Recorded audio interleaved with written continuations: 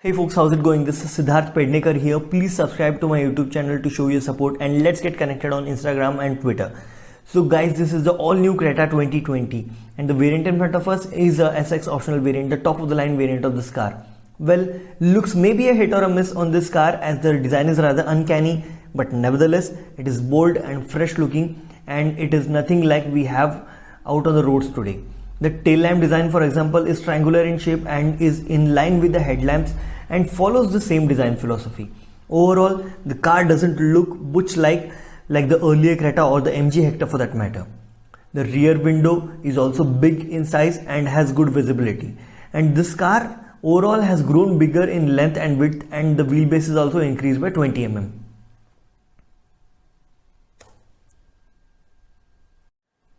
Now coming to the rear, the boot capacity is increased by 33 liters and it now stands at 433 liters. The boot shape is also squarish and it does not have a loading lip, so keeping stuff in it and taking it out will be easy. It has got a boot lamp in there and also a speaker, and the aperture is also good enough.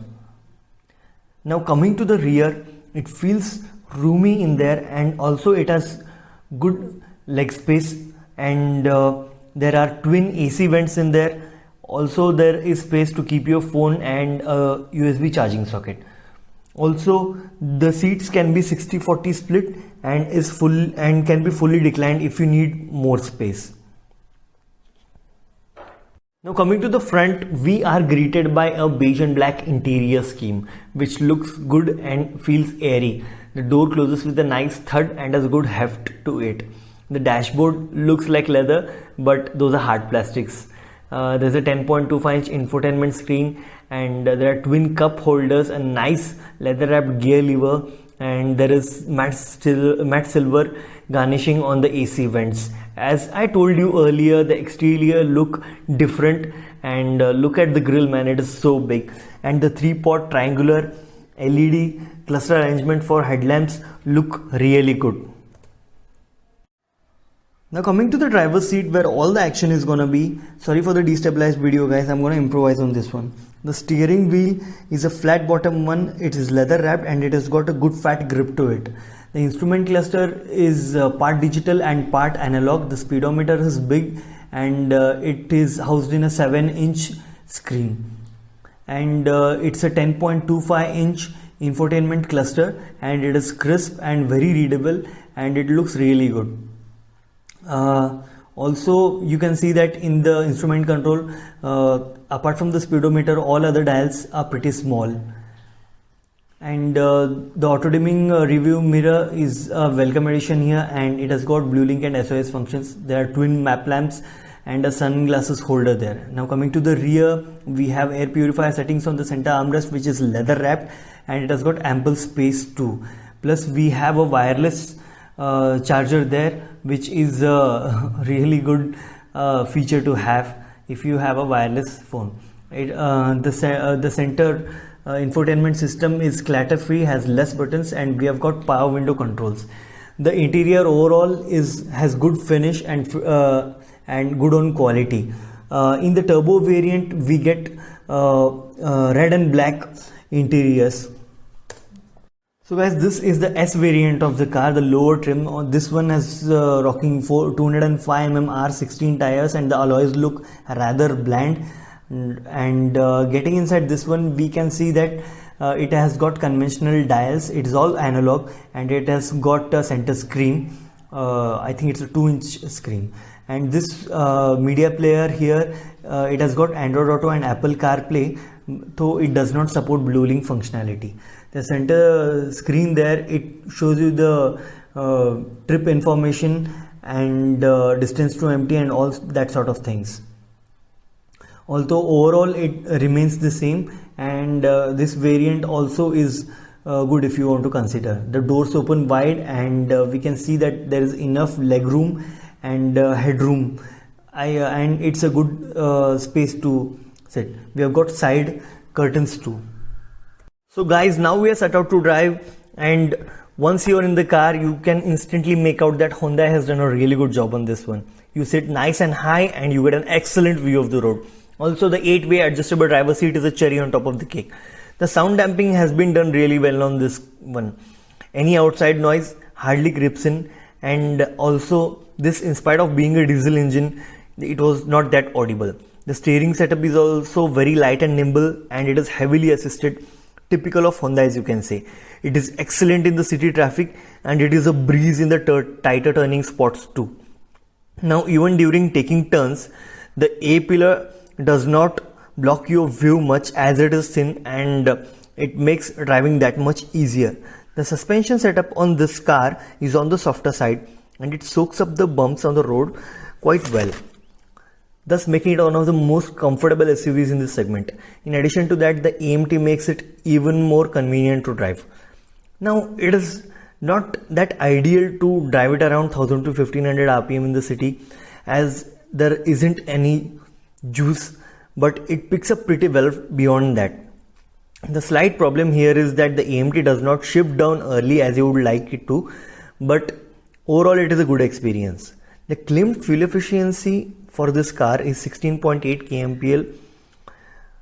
Now, this being called the ultimate SUV comes with a host of features like the terrain options like snow, mud and sand, and also different drive select modes like the Eco, City and Sports to complete the package.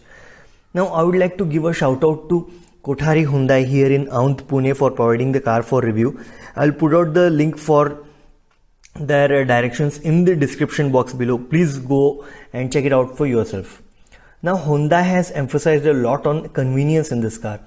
It has ample body roll, a heavily assisted steering, and all of that make the car very convenient but robs off a bit of fun factor from it. The enthusiast may not like it on the highway and in the twisties too, as the suspension setup is on the softer side.